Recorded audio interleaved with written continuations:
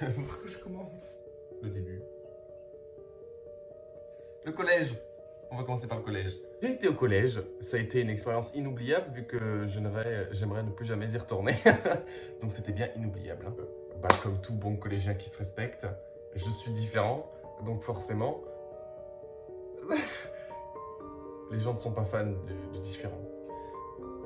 Harcèlement au collège, tu connais. J'ai jamais revu le mec qui m'a bien fait chier. J'ai eu ma conseillère d'orientation.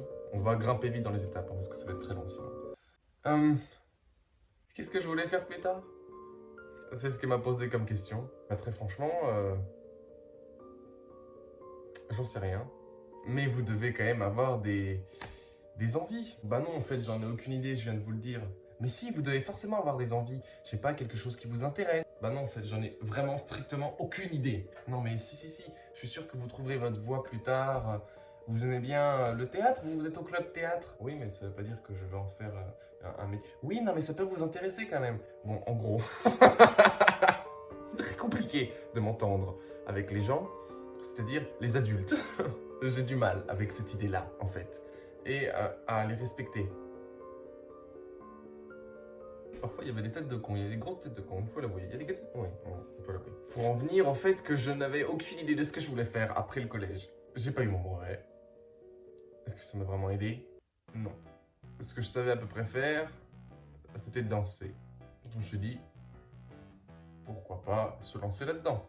J'ai appelé différents conservatoires, je suis tombé sur celui de La Rochelle, j'ai passé un casting, je l'ai réussi. Maintenant, il fallait trouver des études.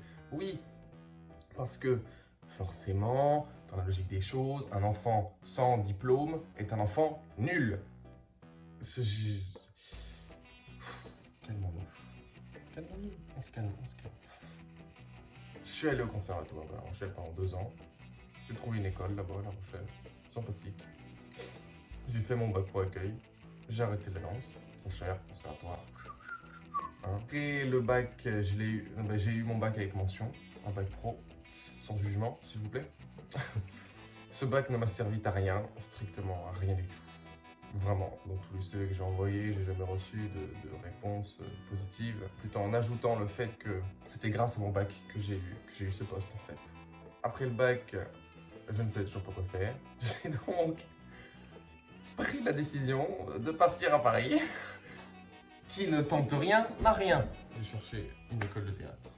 J'ai dit à mes parents, je leur ai dit, si je réussis à passer le casting, est-ce que vous me paierez mes études là-bas? Ils m'ont dit oui. Je l'ai réussi. Je suis resté 6 mois à Paris. C'était la plus grosse aventure de ma vie, je crois. Parce que même je suis profondément campagnard. Et puis après il y a eu le Covid. J'ai quitté l'école. Il faut du pognon quand même pour vivre à Paris. On est toujours en plein dedans.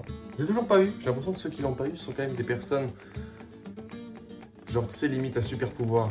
Genre je me dis putain ouais, ceux qui n'ont pas le Covid dans 2 ans, ce seront des personnes qui pourront sauver le monde. Alors que c'est peut-être archi faux. Mais ça me fait beaucoup rire. Enfin ça me fait sourire de penser à ça. Pour un service civique, d'ailleurs je l'ai dit dans une de ces vidéos. Je crois que j'ai commencé YouTube à ce moment-là. Et puis 6 mois de service civique, super, intéressant. Et puis mon contrat s'est terminé. Et puis je me suis mis à chercher du travail en tant qu'intérimaire, à passer le code. Je l'ai pas eu. Là j'essaye de redoubler d'efforts. C'est archi faux.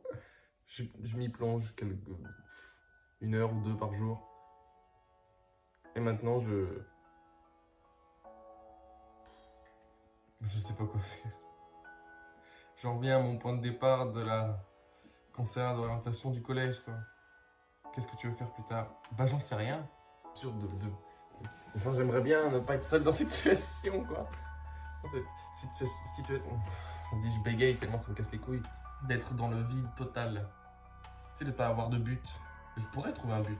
D'ailleurs, j'ai presque fini le livre de Léna. Il est vraiment bien. Il n'y a que moi qui peux le savoir. Il n'y a que toi qui peux le savoir.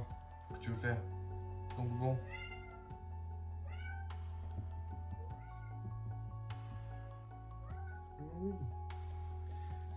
Oh, ok. C'est dur de rester positif tous les jours. C'est vrai? Positif pour être tous les jours. C'est impossible. C'est pas possible. Tu peux pas être positif tous les jours. Tous les matins, te dire ah, quelle belle journée. Non, bah non. À la limite, il fait chaud, c'est tout. Les journées se traînent de procrastination intense. D'ailleurs, cette vidéo ne sert absolument à rien. Mais j'avais juste envie de partager cet engouement avec vous. Cette envie de tout exploser à chaque seconde qui passe. On est marre de rester branlant là, à pas savoir quoi faire. Trouve-toi des activités. Non mais j'entends déjà les gens dire ça, tu vois. Quand j'en parle, genre c'est entièrement de ta faute, c'est toi qui bouges pas ton cul. Non mais... je trouve que c'est tellement plus facile de critiquer. Elle le dit dans son livre. Bon, je sais plus. Mais en tout cas, je sais qu'elle le dit. Elle le dit à un moment donné. Que les gens critiquent sans arrêt, quoi que tu fasses. Que ce soit bon ou mauvais pour toi, les gens critiqueront toujours. Voilà.